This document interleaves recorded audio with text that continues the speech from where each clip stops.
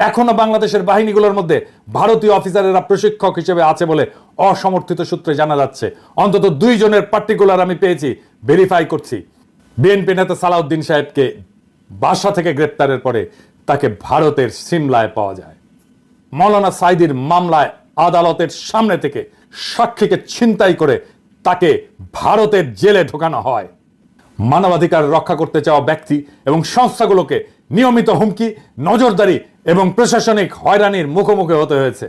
মানবাধিকার সংস্থা অধিকারকে বন্ধ করে দেওয়া হয়েছে।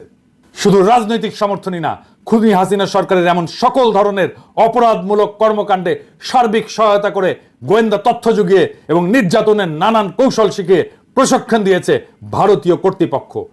বাংলাদেশের রাজনৈতিক কর্মী, রাজনৈতিক নেতা, এমনকি বাংলাদেশের আদালতের সাক্ষ্যকে আদালতের সামনে থেকে ছিনতাই করে গুম করে নিয়ে